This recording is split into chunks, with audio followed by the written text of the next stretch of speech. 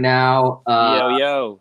Friends of the internet, welcome to the community hotline for the people, by the people, presented by 88 Real Estate Media.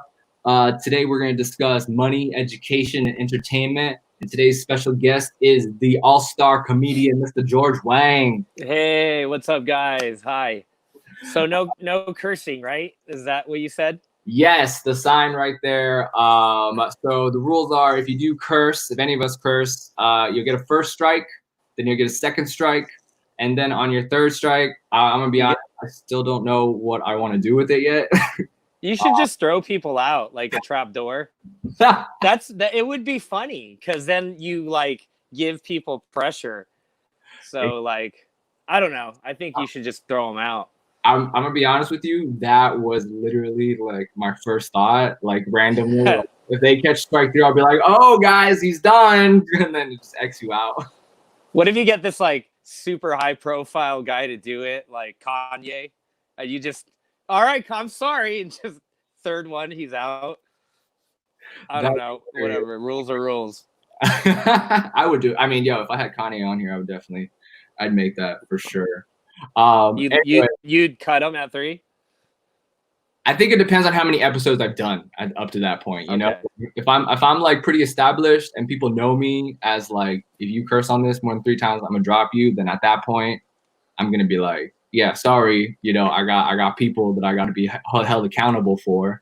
But I think if I did like, under 20, I'd be like, I don't know, it's Kanye. Maybe I shouldn't.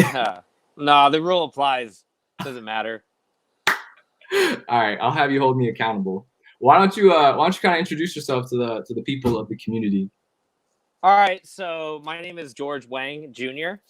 I am a little Wang, and um, I am a comedian. I'm a stand-up comedian. I'm also teach skateboarding.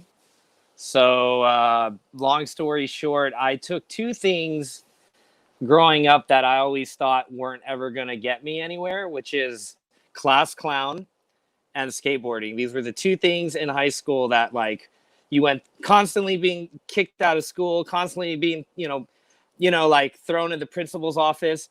And I never knew like when you interrupted a class to say that one witty line to get the class laughing, that would be setting you up for a career in stand-up comedy, which is funny how everything just panned out because I went through I went through the machine.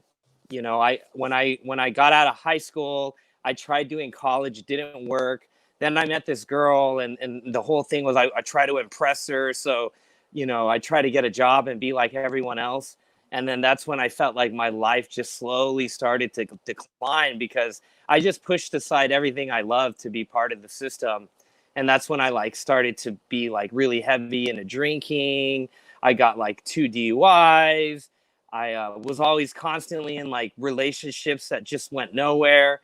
And what I realized through that whole process was I was just not happy because I didn't do things that fulfilled my soul.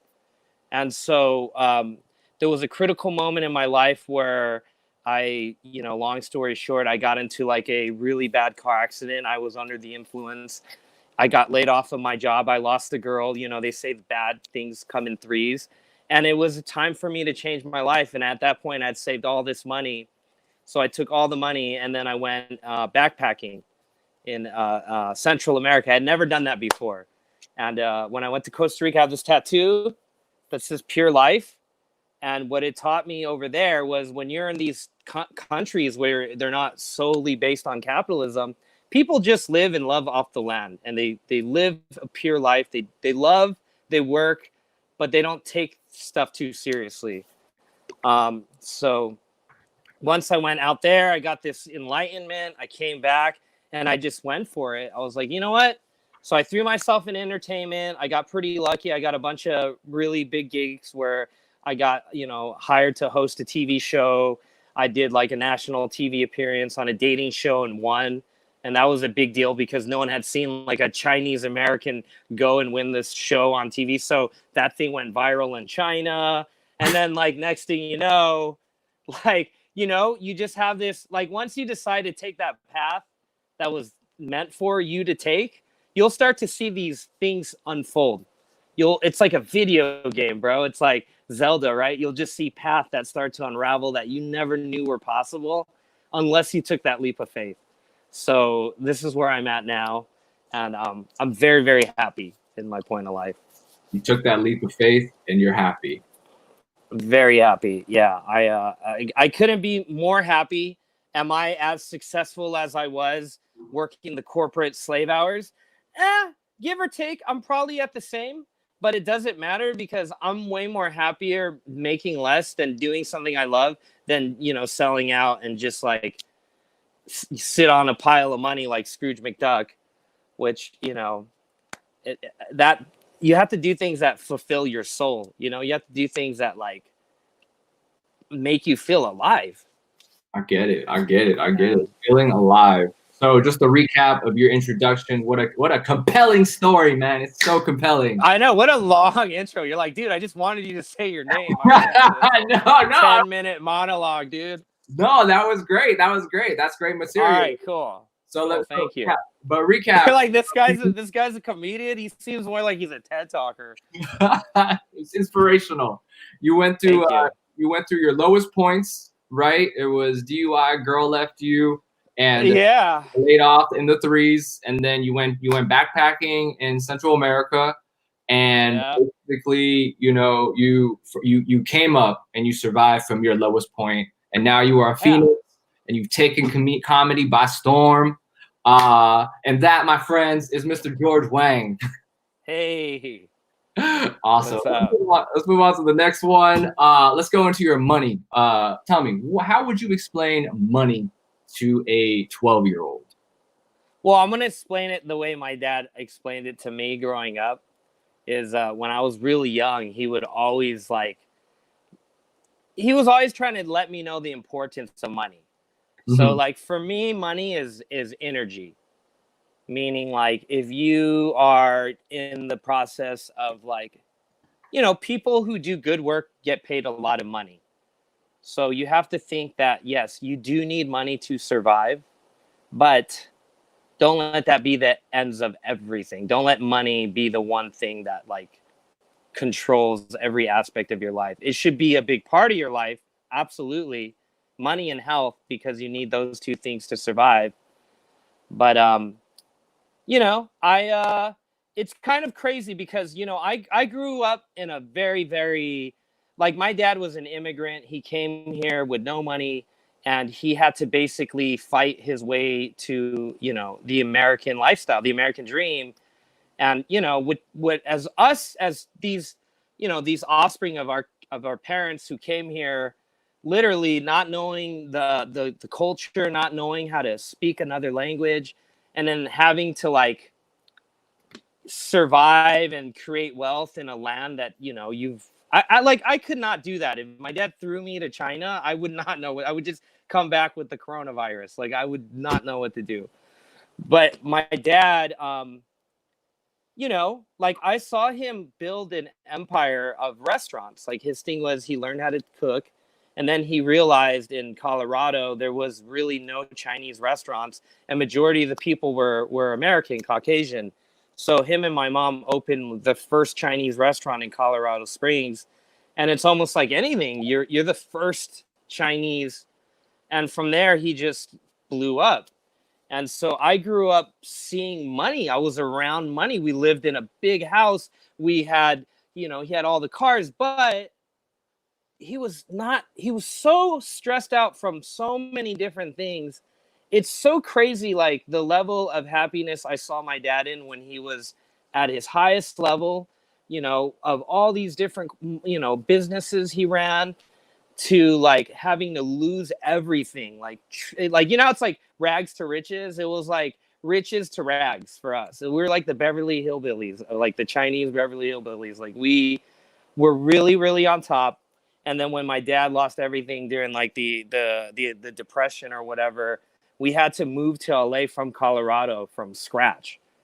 And that's when I saw how important money actually was, because we didn't know. Like, I went from living like a king in this like big house, TVs, nice cars, never knowing like how how to really appreciate those things. Because when we came here and we didn't have anything, we're eating on the floor, you know, my dad would take us to the 99 cents. Oh, it's the $10 pick a Tim thing you like, you know, like having to see this transition of lots of money to no money, and like just seeing the level of stress my dad was at.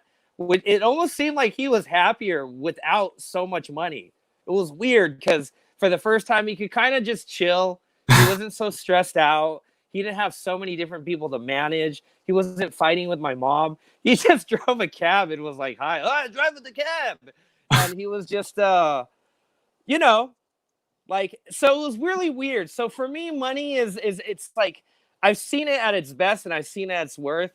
And of course, like I would like to have all the money in the world, but I would also like to have money for the right reasons. You know what I mean? Like I like to have money to survive. I'm not an excessive person. I'm not flashy. I really don't buy things that I don't need.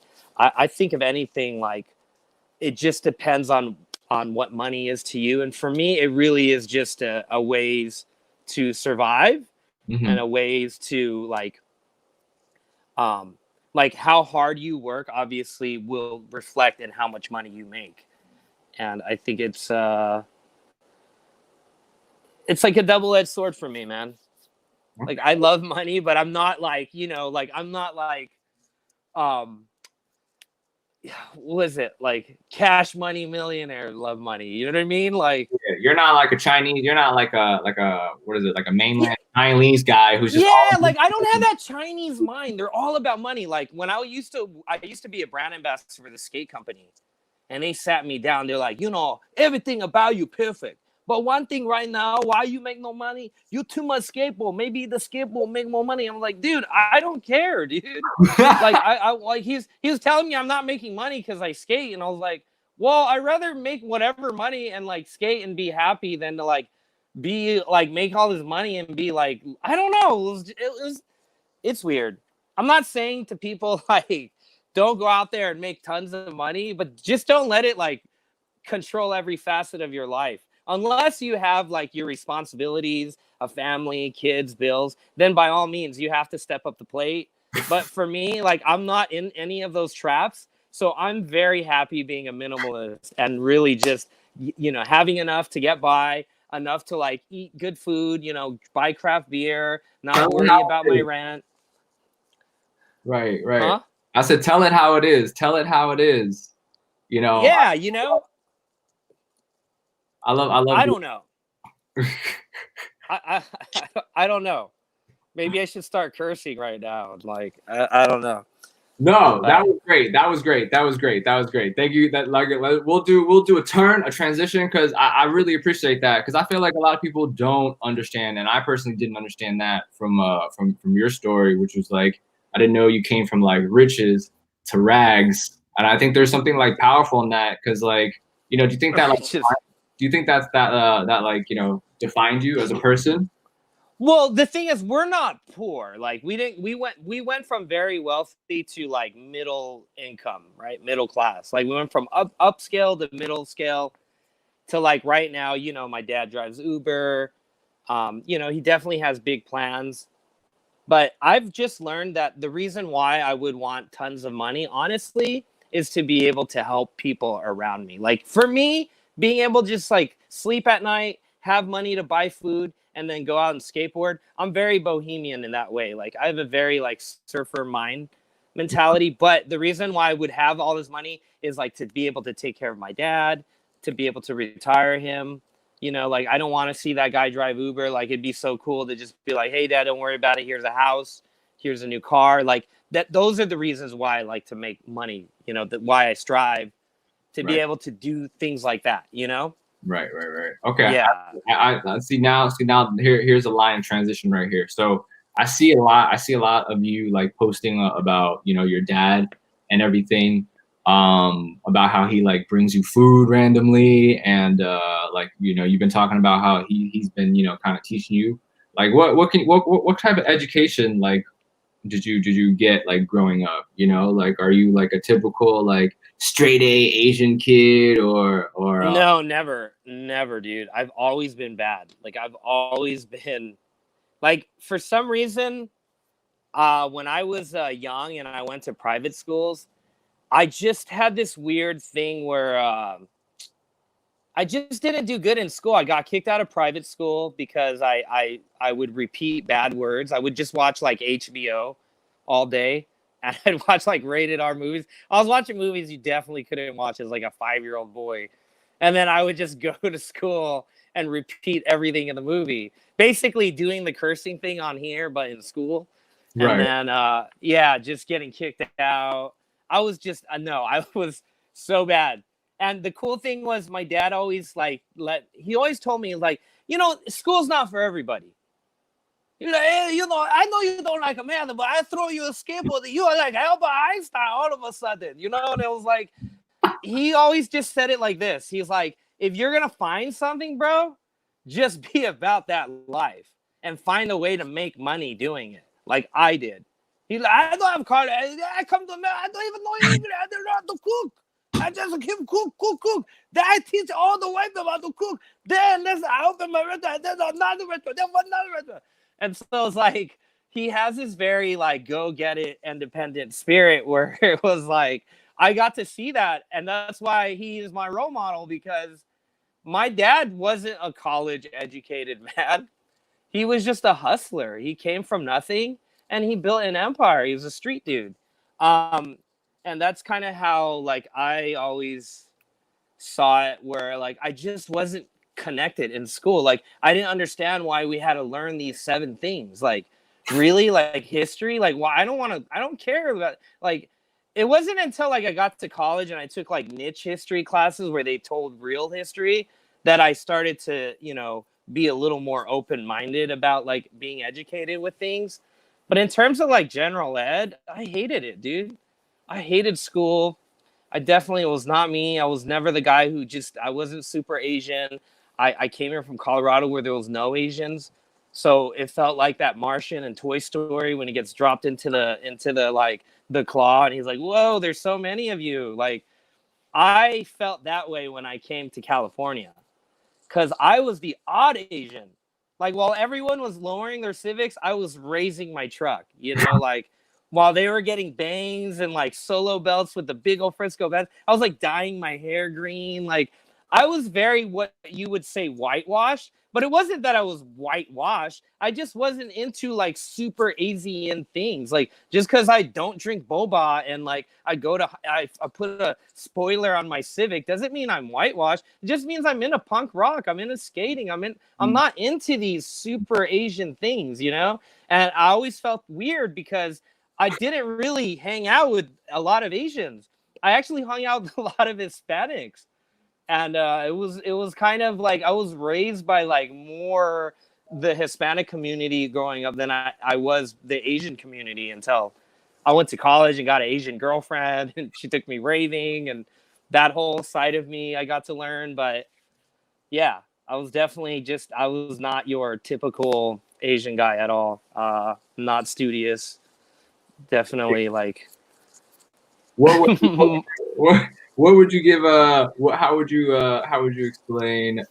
Since this, I feel like the community hotline is about like the youth, right? So in terms of education, everything that you've learned and your experiences, how you went through it, what would you tell a kid if a kid was like, yo, like, how do I be in it? Like how you said, if you're gonna do something, like be all in, whether that's school or whether that's life. Like, how do you tell something like that? Well, the cool thing is, one thing that was really like the most fulfilling part of all this, that when I said I got to teach, I got offered a job to actually teach skateboarding. And I worked with LAUSD for a year. It was the first ever that they implemented a skateboarding program where you went in there as a teacher teaching kids how to skateboard. It was so ridiculous, because this is the one thing growing up that was like taken away from me. Like it was, you cannot have your skateboard. You were seen as a delinquent. It went like this. It went gangsters, taggers, skaters, and drug addicts. That was the hierarchy of dirtbags in the 90s. And then to take this thing that I grew up just being like demonized by the school district to like, oh, we need you to teach these kids. It was like, whoa. It felt like dude, it felt like a Ben Stiller movie, dude. Like you just took these kids that were like, they never skated. But the one thing it taught me though, honestly, is when I was connecting to these kids, Right. you have to find that thing inside of you. Because there's guys in there I would see that wanted to learn how to skate. And then now I see them and they're getting really good. And they've kind of gone down this path of like skating or whatever. You just seeing things like that, it's like whatever it is you're into, you just have to tap into that. You know, I like one of my best friends is college grad, has a great job. He makes Vans shoes. And I'm so proud of him, man. He took all the steps. I mean, going to college is not easy. Like being able to graduate, get the degree, go through all those steps. I give everybody props who can do that because that's a lot of discipline and a lot of work. And some people are just built to like have that, and they have that in them where they can take those steps on an academic level, like my sister. Me, I can't. I just can't do anything I don't like. I can't like sit and listen. I can't pretend to get like these credits I don't care about. Like I have to do something I like. So I think with the learning about teaching these kids, it's just tapping in. Whether or not it's skating. Like some of these guys, they're not going to be pro skaters. I mean, it's very hard. But you know what I mean? Like Do they say that to you? Like Mr. George, I want to be I'm just I'll be honest, like I have a skate eye, and it's just even me, dude. I'm good, but I'm not pro, dude. You have to understand, like when you get to that level pro, it's that guy that you see that's the LeBron James, the outliers on the court that you're like, whoa, that guy's going somewhere. I mean, honestly, the kids were pretty good, and there was one guy that was really, really good. But I always told them, like, don't just think that, like, you know, you're gonna be this pro skater because it's really hard. You can aim for that, but also have backup plans. You can be someone in the industry. You can still get a college degree, learn how to make skateboards, learn how to start your own skate company, learn business, take the cool skate style and start your own clothing brand. I mean, that's what I mean by tapping in. It doesn't mean that you have to be this skater or do whatever you want. It's just tap into what you like and what you're passionate about and find a way to turn that into and monetize it. Like find a way to monetize something you like. And of course, you're going to have to get a normal job and work some, you know, crazy job just to like get by. But if you work hard enough at something, you could eventually flip it and turn it into, I don't know, maybe something sustainable, you know? So, I mean, I've always been more with that type of approach. Okay. So for the so now you've basically, I guess, in terms of do you have like a real life example of like turning that of monetizing like your passion? Yeah, dude. So this is a crazy one, right? And this will deal with everything we're doing now, because I know a lot of comedians right now during the quarantine are not working, and it sucks because they only get their money when they're on stage. And I've always told every one of these guys, if you're a comedian, don't just leave it all on the stage. You want to be like an entity, you know, like Chris Rock, Adam Sandler. They're making movies. Some people are comedians, but they end up like a Seth Rogen or a Judd Apatow. Like you have so many avenues, and that's one avenue. Some people are really good at that, but try to spread yourself out, because in case of something like this, you might be screwed. And when I started my broadcast, the Positive Prank Calls, you know, there was a period in my life where I had gotten laid off from this job I had been with for a while. It got bought out, and I was kind of screwed, and I didn't know what to do. But for 2 years, I had to rebuild a platform, which, you know, was about like 10,000 viewers. It got about like 1,000 views a night, but I did it free for like 2 years. I do these social pranks and prank calls like Impractical Jokers. Okay. But I realized I didn't monetize it. And one day when I lost the job, I realized, dude, I don't know what I'm going to do for the next 4 months to support myself until I find something, because I was a contractor and I didn't qualify for unemployment. I just let my audience know. I said, hey guys, if you want me to continue this, I need you guys to donate or do something, because, you know, I can't give you free art or free whatever. I mean, this is work to make you guys to prank call and do that. It's like free work. And I was like, I'm not saying like put me on a salary, But if I'm playing good music, throw a couple bucks in the guitar case. And then I swear the next day, this whale, like this guy donated like $5,000. And I was like, whoa, dude. So I call the guy on the phone and I'm like, whoa, dude, like, here, I'm not going to cuss, but I'm like, I don't have to do any like sexual favors for this money, right? And he's like, no, don't worry. You don't have to like get down on your knees or anything. I just want to let you know, like, I'm rich and I spend a lot of money on like stupid stuff like strip clubs. I spent a lot of money on medication to deal with my depression. And he goes, for the last year when I discovered your show, I've been watching this and it has been curing my depression because you make me laugh at night. So I see this as an equal value for like how you've healed me or whatever I did to compel this guy to donate that much money. And that's what he told me. He was like, you don't think you're worth this 5,000 because you don't think you're worth it. He's like, already that mindset, you should already be open to like me just giving you this because I feel like that's what you're worth to me. And when he told me this, God bless his soul, he passed away 3 months after that. Like, I don't know if he was on some like last minute kick, but he made me believe in myself greater than I was. And I realized like, even like having a broadcast at home or starting anything, like I listened to a Tom Green podcast interview with Brogan today, and he had that public access show for 7 years. He did it for free in Canada, and MTV picked up on it, and like look where he's at now. So it's like, you know, these little things you do on the side. Never think that like, I don't know, maybe you make beats. Don't ever think that like, oh, those beats are garbage, because you might one day throw it on SoundCloud and like some crazy rapper collabs with you and you're the next Swiss Beats. Like, you know what I'm saying? Like, you have to just nurture these things that you like to do on the side because you never know. And had I not built that platform and met that guy, I would have never even known that that was possible to like make a broadcast where you can make money from. And then you have to think in larger scales. Okay, this is where, you know, I'm sure Howard Stern reached a point where he syndicated the show. I mean, it's just whatever it is, just start it. And if, you know, it's not for everybody, like I said. But you know, that's where I was. Like, I was able to find a way to make the things I like make money for me.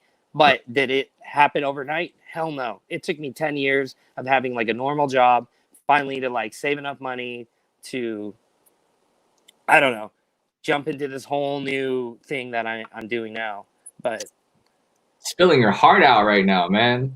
This is entertainment right here. This is entertainment. Thank you. We're going in, bro. I mean, you've been in, how long you been in comedy now? I've been in comedy right now it's been about 11 years.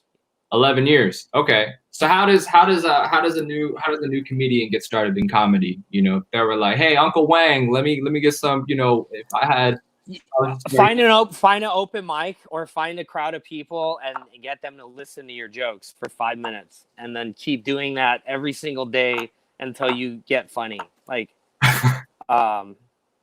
yeah, that's all I could say. It's the only comedy is not for the faint of heart, dude. I quit comedy 3 different times on 3 occasions. The first 3 years I should just throw out completely because they were just like, I would go in and go out, and I just didn't have enough humility to deal with like the disappointment of knowing you're gonna suck for a while until you get really good. Like, you may have like I came out swinging. I'm not gonna lie. Like, my first 3 shows were hot. And then by the 4th and 5th, when they threw me in like Hollywood, like, you know, you had like Jim Gaffigan do a drop in and I'm doing this like weird bringer show. That's when you get humbled and you realize like, whoa, this is a craft you have to do for a very long time and take very seriously and do day in and day out in front of different crowds to figure it out. And, you know, I would say, yeah, try, but don't quit your day job, dude. Don't think that you're going to be, you know, Adam Sandler or George Lopez, like the skating thing, dude. It's a huge climb towards the top, but you just have to keep trusting the process, you know, and it's worth it. The process is worth it. It is, dude. It really is. I mean, if I could look at my life now to like, I'd say last year to the year before, I feel like it keeps getting better. It keeps getting better, and I keep being put in a better position, and that shows me growth. And it's only a matter of time. If you just keep going at it, you're gonna get there, dude. You will. If you know there's something, if there's a spark, and you keep chipping away at it, something will give at some point. You know, you're not gonna be Richard Pryor, maybe the next George Carlin, but you could make a living doing stand-up, which is a great thing to be able to say you do. Like, I make money telling jokes. I love it. I love it. I love it. Tell me, just to kind of wrap it up now, what are 2 pieces of life advice you have for the world, for the youth? Okay, my first life advice is something my dad told me. One thing I like is he's always told me prevention is better than a cure. All right. And the second one is, if there's no lion in the mountain, the monkey can become king. Hold on. Say that one more time. He said, if there's no lion in the mountain, the monkey can become king. Elaborate on that one more time.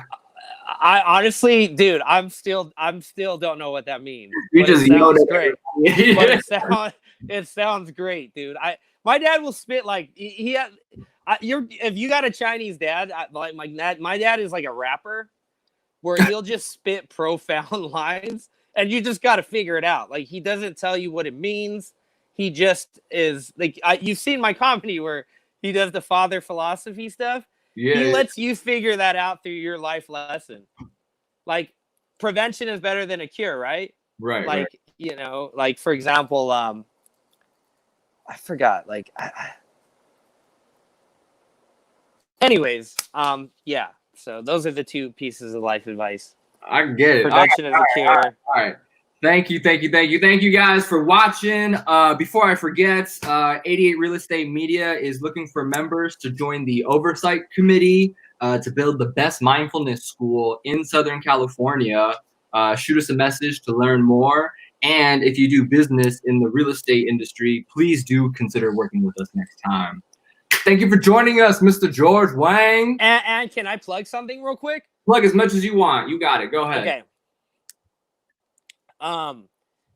Guys, you can follow me on Instagram at George Wang Jr. I put a lot of content out on there. And then my Periscope show, if you have Periscope, the app, it's Wang's World. Hold on a second. How do you spell Wang's World? W-A-Y-N-G World? N-G. It's like Wayne's World, but it's Wang. W-A-N-G-S.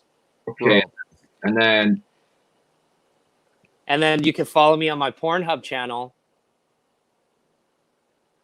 at Magic Rice. All right, there. Just don't follow me in real life, because that would be creepy as hell. But if any 3 of those, that's you could get me there. Guys, let's do it, guys. Follow him, Mr. George Wang Jr. on the IG. Wang, yeah, on Periscope, and what did you say about on your Pornhub account?